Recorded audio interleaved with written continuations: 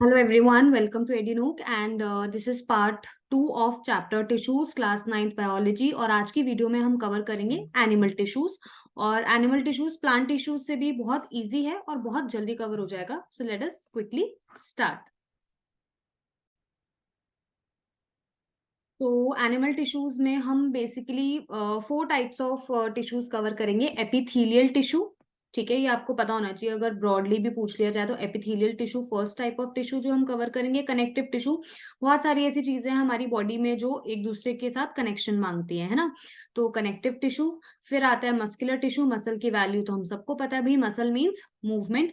और फिर फोर्थ आता है nervous tissue which is the like the most important tissue. Most important तो देखो हम किसी को नहीं कह सकते, सारे इंपॉर्टेंट है, but very prominent tissue nervous tissue जो सारे बाकी टिश्यूज को भी कंट्रोल करना है। तो आप ये ब्रॉडली याद रखना कि हमें 4 टाइप्स ऑफ एनिमल टिश्यूज पढ़ने, epithelial, connective, muscular and nervous. इसके अंदर फिर हम फर्दर अलग अलग टाइप के टिश्यूज पढ़ेंगे।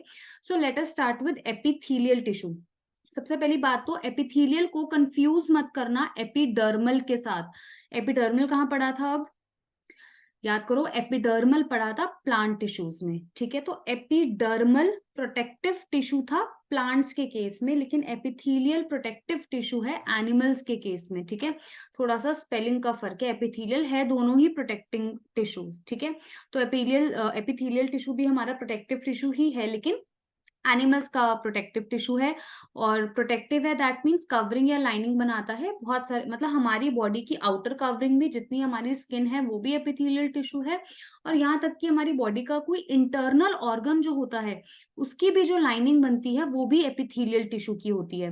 क्योंकि ये कवरिंग है तो हम क्या करते हैं, हम जब किसी चीज पे कवर चढ़ाते हैं तो टाइटली कवर चढ़ाते हैं ना, आप कभी अपनी नोटबुक पे भी कवर चढ़ाते हो, तो इसके जो सेल्स होते हैं वो टाइटली पैक्ड होते हैं ताकि एक कॉन्टिन्यूस शीट बन पाए।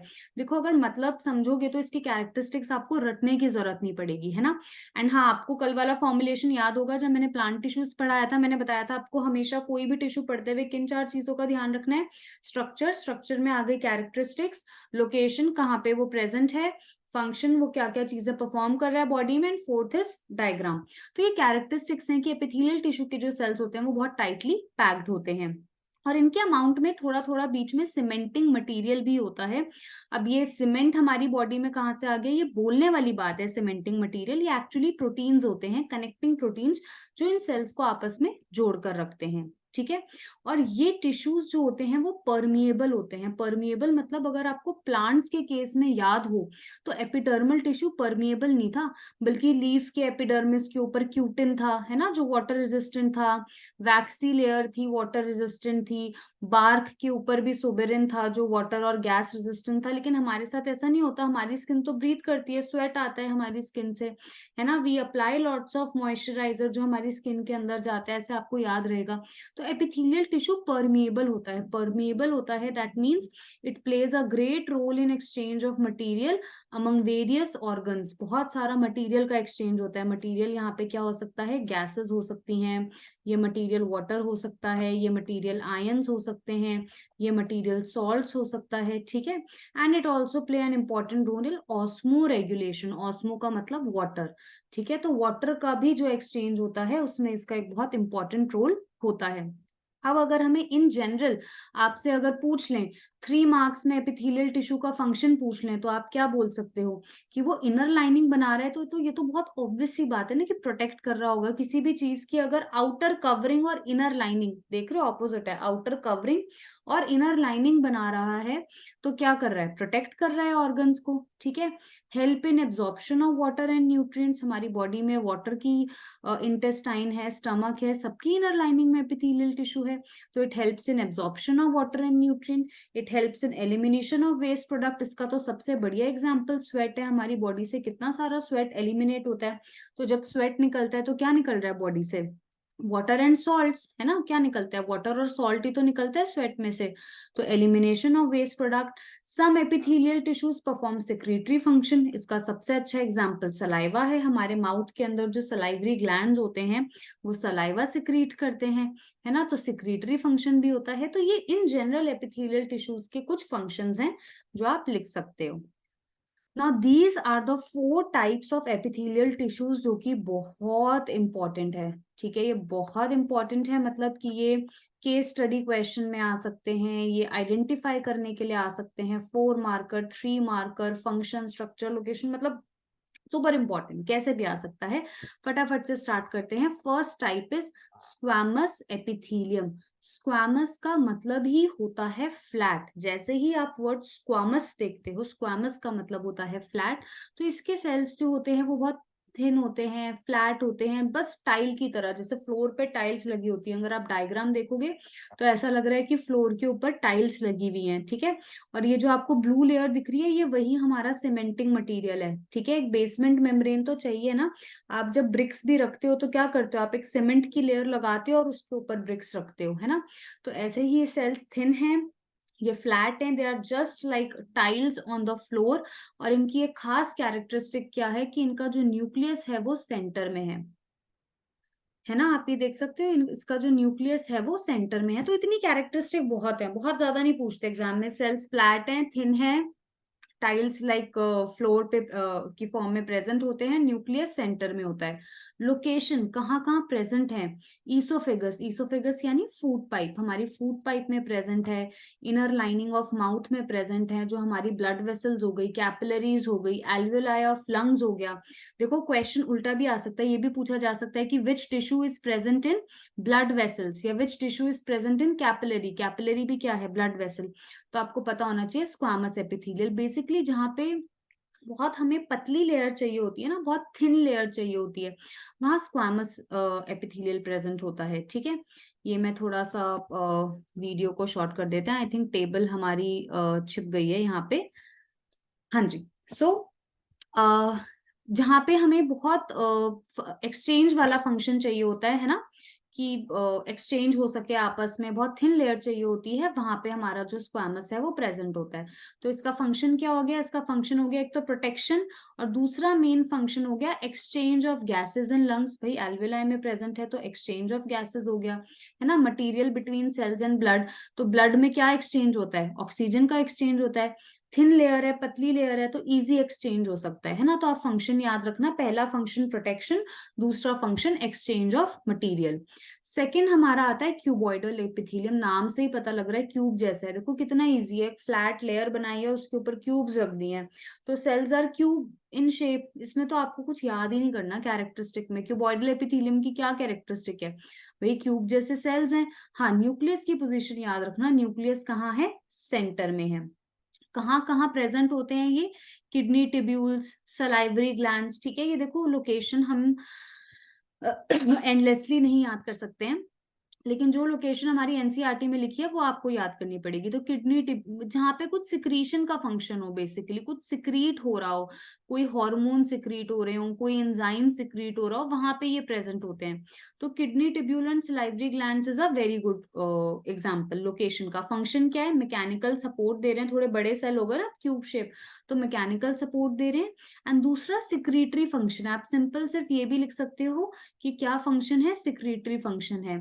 तो ऐसे टिश्यूज, ऐसे एपिथेलियल सेल्स जो कुछ सिक्रीट करते हैं ना, उनको हम ग्लैंडुलर एपिथेलियम भी बोल देते हैं। ग्लैंड का मतलब ही यही होता है। ऐसा कौन सा ऑर्गन है जिसको आप ग्लैंड कह सकते हो, ग्लैंड मतलब जो कुछ सिक्रीट कर रहा है। तो आप बस इतना याद रखो कि क्यूबॉइडल एपिथेलियल का फंक्शन क्या हो सकता है, सिक्रीशन। आप खुद लिख सकते हो अपनी लैंग्वेज में, secretion of hormone, secretion of enzyme, ठीक है। थर्ड हमारा आ जाता है कॉलमनर एपिथेलियम। नाम से ही पता लग रहा है, pillar like, column like, tall cells हैं। इसका क्योंकि ये सेल लंबे हो गए तो आप ऐसे याद रख सकते हो कि न्यूक्लियस नीचे दब गया, तो इसका जो न्यूक्लियस होता है वो बेस के पास होता है, nucleus is near the base, ठीक है। और इसकी खास बात क्या होती है कि इस एपिथेलियम के ऊपर ना छोटे छोटे छोटे छोटे हेयर लाइक स्ट्रक्चर्स होते हैं, तो इसको हम सिलिएटेड कॉलमनर एपिथेलियम भी कहते हैं। हमेशा नहीं, पर अगर इस कॉलमनर एपिथेलियम के ऊपर सीलिया है तो ये बन जाता है सिलिएटेड कॉलमनर एपिथेलियम। और सीलिया होने का मतलब ये ऐसी जगह पे प्रेजेंट होगा जहां कहीं मूवमेंट हो। तो मूवमेंट हमें कहाँ चाहिए होती है, हमें इनर लाइनिंग ऑफ इंटेस्टाइन में मूवमेंट चाहिए। इंटेस्टाइन में तो न्यूट्रिएंट्स मूव करते रहते हैं ना। विलाय, याद है विलय भी क्या है, small hair like structure, small intestine में होता है, तो inner lining of intestine. Respiratory tract में होता है, ठीक है। इनफैक्ट रिप्रोडक्टिव ट्रैक में भी होता है, ओविडक्ट में भी होता है, जहां एग को मूव कराना होता है। ठीक है, तो कॉलमनर, सिलिएटेड कॉलमनर एपिथेलियम, क्या फंक्शन हो गया? Absorption, secretion, excretion. इनफैक्ट आप मूवमेंट भी लिख सकते हो कि मूवमेंट ऑफ सब्सटेंसेस में भी ये हेल्प करता है, क्या? Columnar epithelium.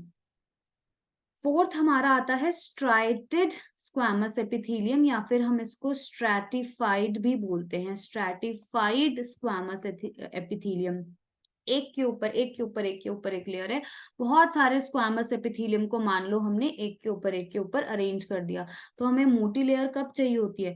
जब हमें वियर एंड टियर बचाना होता है। वियर एंड टियर मतलब हम किसी ऑर्गन को अगर घिसने से बचाना चाहते हैं कि वो घिसे ना, वहां फ्रिक्शन बहुत होती है, तो वहां स्ट्रैटिफाइड स्क्वैमस एपिथेलियम प्रेजेंट होता है। इसका सबसे अच्छा लोकेशन का एग्जांपल है टंग। टंग देखो कितनी थिक होती है, स्किन, स्किन कितनी थिक होती है, तो यहाँ आपका स्ट्रैटिफाइड स्क्वैमस एपिथेलियम होता है। फंक्शन क्या हो गया? Protection and preventing wear and tear. तो ये हमारे 4 टाइप्स ऑफ एपिथेलियल टिश्यूज होते हैं। ये आइडेंटिफाई करने के लिए भी आ सकते हैं। Squamous flat, nucleus in centre. Stratified squamous जैसा ही होता है, बस many layers, multi layer. Columnar ciliated column, pillar like cell, तो न्यूक्लियस दब गया, nucleus at base.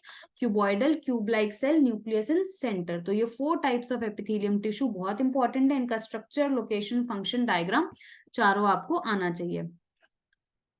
Second type of हमारा एनिमल टिश्यू जो हमें करना है वो है कनेक्टिव टिश्यू। देखो हमारी बॉडी में बहुत सारी चीजें हैं, बहुत सारी, तो हर एक चीज के लिए हमें कनेक्शन चाहिए, है ना।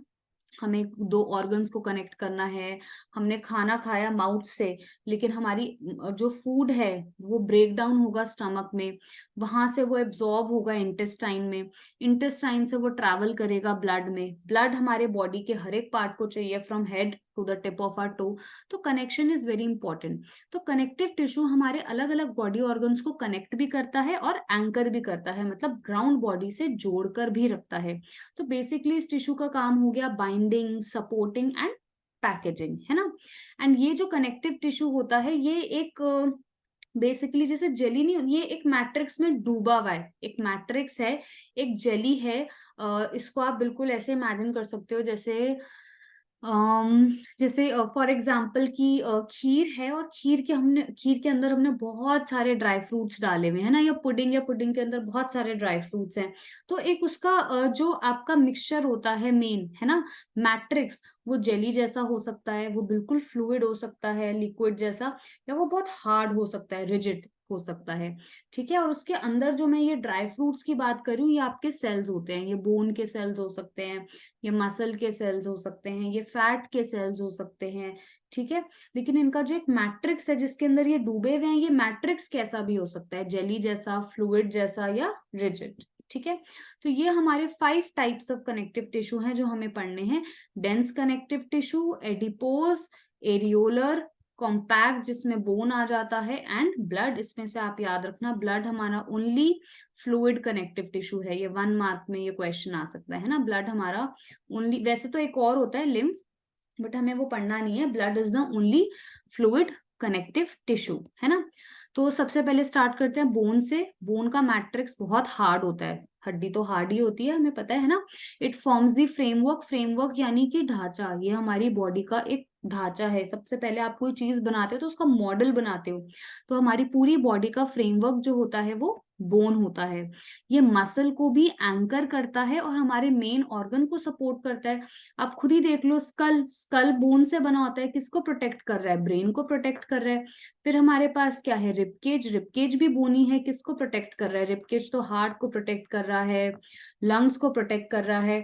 तो ये हमारे मेन इंटरनल ऑर्गन्स को प्रोटेक्ट करता है। स्ट्रॉन्ग है, नॉन फ्लेक्सिबल है। अब हमारी हड्डी देखो फ्लेक्सिबल थोड़ी होती है, आप मोड़ थोड़ी सकते हो, है ना।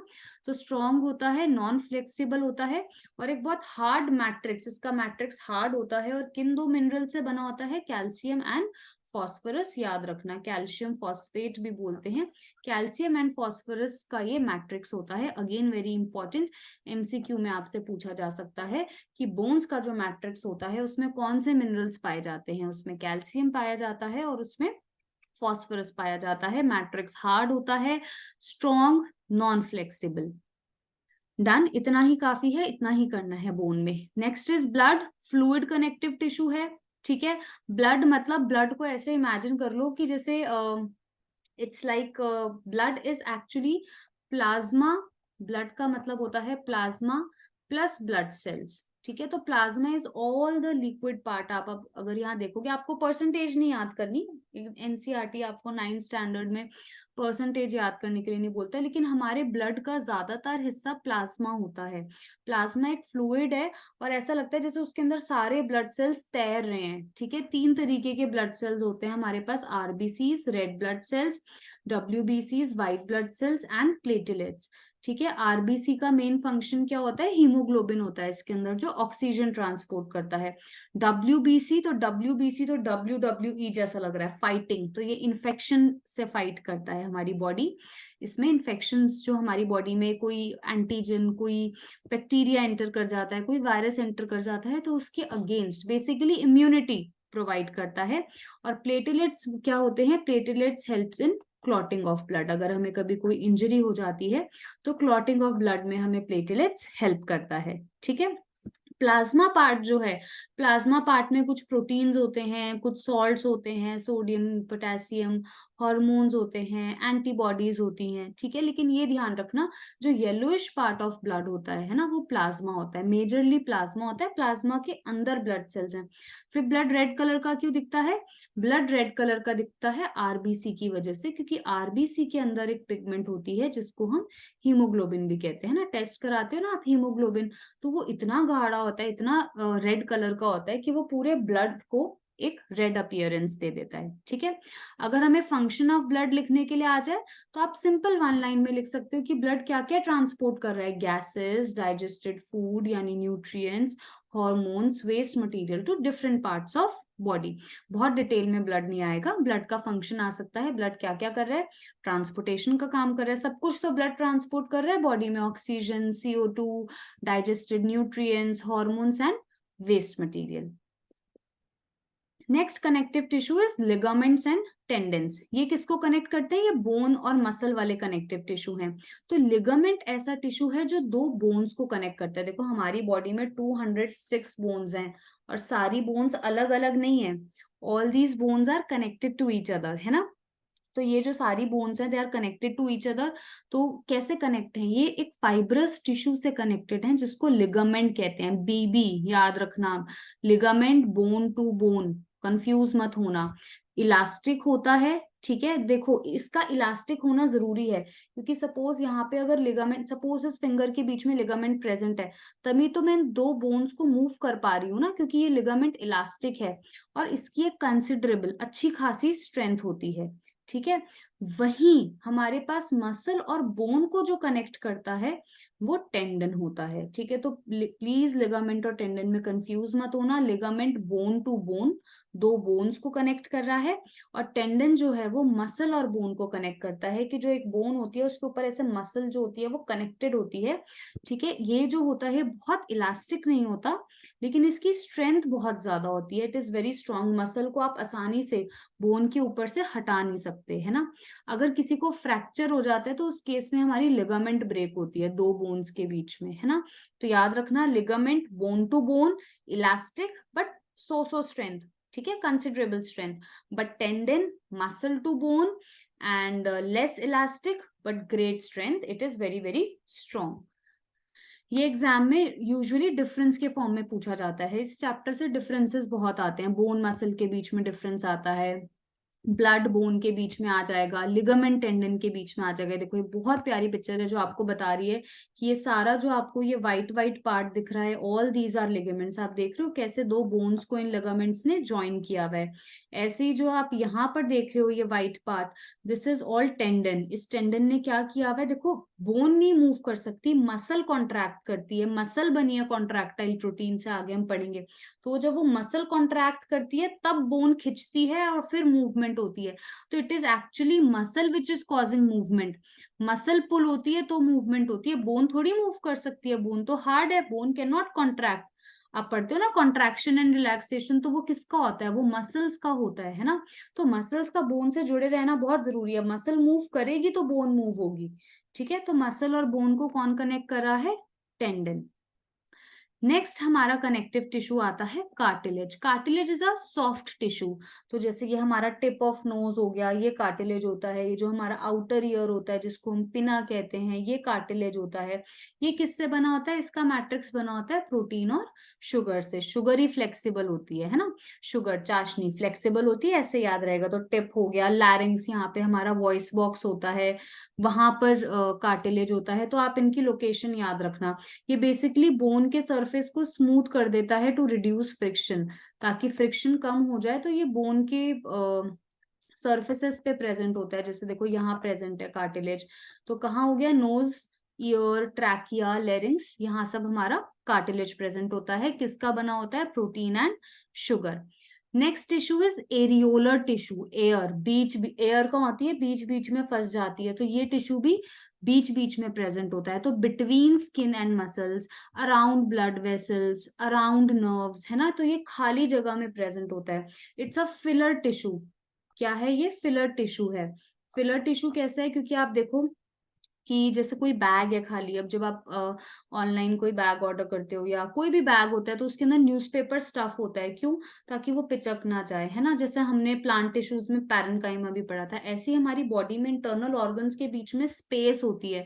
तो वो स्पेस कहीं कोलैप्स ना हो जाए, इस वजह से उस इंटरनल ऑर्गन्स के बीच में जो टिश्यू फिल्ड होता है, उस टिश्यू को हम एरियोलर टिश्यू कहते हैं। तो कहाँ कहाँ हो गया ये? Between the skin and muscle, between internal organs, around blood vessels के आसपास होता है, नर्व्स के आसपास होता है। ठीक है, इसका फंक्शन क्या हो गया? इसका फंक्शन हो गया, it फिल्स the space inside the organ. Organ के अंदर जो स्पेस है, बीच में जो स्पेस है, उसको फिल करता है, सपोर्ट करता है, इंटरनल ऑर्गन को एक सपोर्ट प्रोवाइड करता है। And it also help in repairing of tissues. इसमें कुछ सेल ऐसे भी होते हैं कि जो थोड़ा बहुत टिश्यू जो डैमेज होता रहता है, उसकी रिपेयरिंग में भी हेल्प करता है। ठीक है, एरियोलर का ही एक भाई होता है एडिपोज। ठीक है, एडिपोज यानी फैट। ये मेजरली आपको मिलेगा बिलो द स्किन, जिसको हम चर्बी कहते हैं। देखो बहुत सारी है मैम, मैम के below the skin there is lots of adipose tissue, है ना, जिसको आप हिंदी में चर्बी भी बोलते हो। तो ये तो हमें पता है स्किन के नीचे होती है, तो आपको ऐसे हमेशा याद रहेगा, below the skin and between internal organs. Organs के बीच में भी होता है एडिपोज टिश्यू। ठीक है, और इसका अंदर इसका एक ही फंक्शन है, स्टोर फैट, बहुत सारा फैट स्टोर करता है। And fat is a very good insulator. Fat हमारा क्या है? बहुत अच्छा इंसुलेटर है। तो ये क्या करता है? ये बॉडी हीट को ट्रैप करता है, हमारी बॉडी को गर्म रखता है। तो थोड़ा बहुत ये फैट होना इज गुड, बहुत ज्यादा नहीं होना चाहिए। पर ये जो एडिपोज टिश्यू है, ये इंसुलेटर होने की वजह से, मतलब फैट स्टोर करने की वजह से क्या होता है? हमारी बॉडी हीट को ट्रैप करता है और हमारी बॉडी को गर्म रखने में मदद करता है। लेकिन इसका मतलब ये नहीं है कि आप बहुत सारा एडिपोज टिश्यू कलेक्ट करोगे अपनी बॉडी में। ठीक है, ये एक रिक्वायर्ड एडिपोज टिश्यू होता है जो ऑलरेडी स्किन के बिलो प्रेजेंट होता है। ठीक है, now next and most asked question, important नहीं कहूंगी मैं, फ्रीक्वेंटली आस्क्ड, मतलब आप ये मानो कि इस पे क्वेश्चन आता ही आता है। ये इतना इंपॉर्टेंट टिश्यू है। मस्कुलर टिश्यू कॉन्ट्रैक्टाइल प्रोटीन से बना होता है। पैरेलली अरेंज्ड मसल फाइबर्स होती हैं इसमें। जैसे कि समझ लो एक ये है, ये सारे मसल फाइबर्स हैं, एक के ऊपर एक के ऊपर। और पेन नहीं है मेरे पास, ठीक है, तो पूरा एक बंडल होता है। अब देखो मैं तोड़ के नहीं दिखाऊंगी, ठीक है। अगर ये एक पेन है, सिंगल को तोड़ना बहुत आसान है, सिंगल फाइबर को, लेकिन जो मसल फाइबर होता है ना, वो हमेशा बंडल की फॉर्म में प्रेजेंट होता है। तो अगर ऐसे में बहुत सारे पैरेलल मसल फाइबर्स ले लूं, तो ये एक बंडल बन गया, है ना। तो इस बंडल को ब्रेक, एक स्ट्रेंथ आ गई इस बंडल में। तो हमेशा जो हमारे मसल के सेल्स होते हैं वो पैरेलली अरेंज्ड होते हैं, ताकि वो इफेक्टिवली वर्क कर सके और मूवमेंट में हेल्प करें। और सबसे खास बात ये होती है कि अब muscle is able to contract, contract मतलब पुल। तो कैसे कर पाती है? क्योंकि it is made up of special proteins called contractile proteins. अभी तक कोई भी टिश्यू ऐसे प्रोटीन से नहीं बना हुआ था जो प्रोटीन कॉन्ट्रैक्ट हो सके, रिलैक्स हो, कॉन्ट्रैक्ट रिलैक्स मतलब पुल हो सके, ठीक है, मूवमेंट कॉज कर सके। तो मसल हमारे स्पेशल प्रोटीन से बनी होती है, contractile proteins, which helps in contraction and relaxation of muscles so that movement can take place. M for muscle, M for movement. So muscles are responsible for the movement in our body. आप कितनी भी bones हो आपकी body में, लेकिन अगर bone के ऊपर मसल नहीं होगी तो कोई मूवमेंट ही नहीं होगा। ठीक है, हमें 3 टाइप्स ऑफ मस्कुलर टिश्यू पढ़ना है, cardiac muscle, skeletal muscle, smooth muscle. फटाफट देख लेते हैं, बहुत सिंपल टेबल है, इसमें सब कुछ है, स्ट्रक्चर यानी कैरेक्टरिस्टिक है, ठीक है, लोकेशन है कि कहाँ पे प्रेजेंट है, कैसे टाइप ऑफ सेल्स होते हैं, और हिस्टोलॉजी मतलब ये एक माइक्रोस्कोप में कैसा दिखता है, हमें उससे इतना आपको मतलब नहीं होना चाहिए, हमें एग्जाम में बस ये पता होना चाहिए कहाँ प्रेजेंट है, कैसा दिखता है, और ड्रॉ करना आना चाहिए। पहला स्केलेटल मसल, स्केलेटल मसल का स्केलेटल का मतलब ही हो गया स्केलेटल रीजन्स, ठीक है, देख रहे हो स्केलेटल रीजन्स जैसे हमारे बाइसेप्स हो गए, ठीक है ना, ट्राइसेप्स हो गए, या जितने भी हमारे बॉडी के लेग्स हो गए, ठीक है, जितने भी हमारे बॉडी के स्केलेटल रीजन्स हैं, जहाँ पे मूवमेंट वाले रीजन्स हैं, हाथ पैर जहाँ मूवमेंट होनी है, बाइसेप्स हो गए, ट्राइसेप्स हो गए, हैंड हो गए, लेग्स हो गए, वहां पे ये प्रेजेंट होता है, इसलिए इसका नाम स्केलेटल है, ठीक है। और टिब्यूलर या सिलेंड्रिकल भी लिख सकते हो, ऐसा होता है, टिब्यूलर या सिलेंड्रिकल होता है। स्ट्राइटेड, स्ट्राइटेड यानी निशान, अगर आप इसको माइक्रोस्कोप में देखोगे तो आपको ऐसे बहुत सारे इसमें क्या दिखेंगे, स्ट्राइशंस दिखेंगे, ऐसे बहुत सारे निशान दिखेंगे, इसलिए इस मसल को हम, स्केलेटल मसल को हम स्ट्राइटेड मसल भी कहते हैं, ठीक है, स्ट्राइटेड मसल भी बोलते हैं हम स्केलेटल मसल को, ओके। और ये वॉलंटरी होती है, वॉलंटरी मतलब हम कहते हैं ना वॉलंटियर, अपनी मर्जी से वॉलंटियर करना है ना, तो वॉलंटरी मतलब ये हमारे कंट्रोल में है, हमारे कंट्रोल में है मतलब कि मैं अपनी मर्जी से अपना हाथ उठा पा रही हूँ, आई कैन कंट्रोल दिस, है ना, ये मेरे कंट्रोल में है, तो वॉलंटरी मसल हो गई। तो उसको स्केलेटल मसल भी बोलते हैं, वॉलंटरी मसल भी बोलते हैं, क्योंकि इसमें स्ट्राइशंस प्रेजेंट हैं, तो स्ट्राइटेड मसल भी बोलते हैं। मल्टी न्यूक्लिएटेड, बहुत सारे न्यूक्लियस प्रेजेंट होते हैं इसमें, ठीक है, lots and lots of nucleus are present, देखो यहाँ पे डायग्राम में है ना, बहुत सारे न्यूक्लियस प्रेजेंट है, तो इसलिए ये, और क्यों प्रेजेंट है, मल्टी न्यूक्लिएटेड क्यों है, क्योंकि बहुत सारी एनर्जी चाहिए ना काम करने के लिए, तो multinucleated and usually attached to the skeleton, obviously ये बोन से अटैच्ड होती है, ये वही मसल है जो बोन से अटैच्ड है, ठीक है, क्लियर। तो स्केलेटल मसल सिलेंड्रिकल या tubular, striations are present, multinucleated, voluntary, ये सब कैरेक्टरिस्टिक हो गई, कहाँ प्रेजेंट है, बाइसेप, ट्राइसेप, लेग या स्केलेटल रीजन्स लिख सकते हो, एंड डायग्राम, ठीक है। Next smooth muscle, smooth muscle दिखने में ही स्मूथ है, स्पिंडल शेप होती है, स्पिंडल शेप मतलब बोट शेप, कॉर्नर से टेपरिंग, कॉर्नर से पॉइंटेड, और बीच में ब्रॉड, जैसे हमारा एयरप्लेन शेप होती है या बोट शेप होती है ना। नॉन स्ट्राइटेड मसल भी कहते हैं, कोई निशान नहीं है इसमें, स्पिंडल शेप, यूनी न्यूक्लिएटेड, देखो एक ही न्यूक्लियस होता है बीच में, है ना। इनवॉलेंट्री, हमारे कंट्रोल में नहीं है, हम नहीं कंट्रोल कर सकते कहाँ प्रेजेंट है, ये हमारी बॉडी के इंटरनल ऑर्गन्स में, जैसे क्या आपके जो स्टमक की इनर लाइनिंग होगी, स्टमक की इनर लाइनिंग में कौन सी मसल प्रेजेंट होगी, स्मूथ मसल प्रेजेंट होगी, स्टमक मसल अपने आप काम कर रही है, आप थोड़ी कंट्रोल कर रहे हो। अब मैं अपने स्टमक की मसल को बोलूंगा कि खाना डाइजेस्ट करना है, ऐसे नहीं होता, जैसे ही खाना उसमें जाएगा वो अपने आप ऑटोमेटिकली ऑन हो जाती है ना। हमारी आईज की मसल हो जाती है, ठीक है, आप कहोगे कि हम थोड़ा बहुत ब्लिंक कर लेते हैं, but still it is not in our control, है ना। तो आइरिस में मिलती है, जैसे ये बहुत, it is most asked question कि आइरिस ऑफ आईज में कौन सी मसल है, बहुत आता है एग्जाम में क्वेश्चन, आइरिस मतलब जो आईज का होल होता है, तो वहां पे स्मूथ मसल है। स्टमक में कौन सी मसल प्रेजेंट होती है, स्मूथ मसल प्रेजेंट होती है। ब्लड वेसल में कौन सी मसल प्रेजेंट होती है, स्मूथ मसल प्रेजेंट होती है, ठीक है।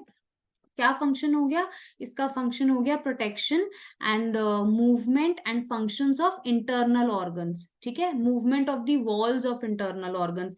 फूड पाइप की पेरिस्टाल्टिक मूवमेंट्स पड़ी है ना, फूड पाइप ऐसे ऐसे मूव करती है तो खाना नीचे जाता है, वो कौन सी मसल्स हैं फूड पाइप में जो मूव कर रही है, स्मूथ मसल्स, ठीक है। थर्ड हमारी आती है कार्डियक मसल्स, कार्डियक का मतलब ही हार्ट होता है, एक्सक्लूसिवली प्रेजेंट इन हार्ट, कहीं और लिख के ही मत आ जाना, सिर्फ और सिर्फ हार्ट में प्रेजेंट होती हैं, स्ट्राइटेड होती हैं, इनको भी अगर आप देखोगे तो निशान होते हैं, सिलेंड्रिकल होती हैं। स्ट्राइटेड से कैसे अलग है, ब्रांच्ड होती हैं, अगर आप देखोगे ब्रांचेस होते हैं, सिलेंड्रिकल तो है लेकिन साथ साथ ब्रांचेस भी प्रेजेंट हैं, बीच बीच में क्या प्रेजेंट है, ब्रांचेस भी प्रेजेंट है, ब्रांच्ड होती है और यूनी न्यूक्लिएटेड होती है, ठीक है, ब्रांच्ड है, यूनी न्यूक्लिएटेड है, इनवॉलेंट्री ऑब्वियसली ये तो हमेशा डिस्कस करने की भी जरूरत नहीं, हम गलती से भी नहीं चाहते कि हमारे हार्ट की मसल वॉलेंट्री हो जाए, कि अब मैं अपना एग्जाम्पल भी नहीं लेना चाहती कि मतलब सो गए तो इसका मतलब थोड़ी कि मसल भी भूल जाएगी हार्ट की, है ना। हार्ट की मसल इनवॉलेंट्री है, अपने हिसाब से काम करती है ना।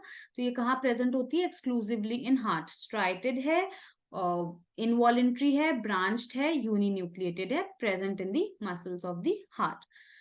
तो ये हो गई हमारी 3 टाइप्स ऑफ मस्कुलर टिश्यू। बहुत इंपॉर्टेंट है, इसको पक्का कर लेना, ये एग्जाम में आता ही आता है question. Last type of tissue which is very easy is nervous tissue. Nervous tissue बहुत सारे ऐसे सेल से बना होता है जिसको हम न्यूरॉन कहते हैं। ये क्या है? न्यूरॉन।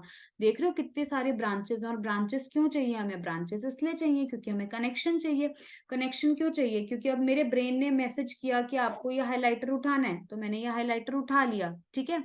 तो यहाँ से ब्रेन से पूरा एक मैसेज ट्रैवल करके पूरा हैंड तक आया कि पिक करो, तो बहुत कनेक्शन चाहिए, तो इसलिए ब्रांचेस होती हैं नर्वस टिश्यू में, ठीक है।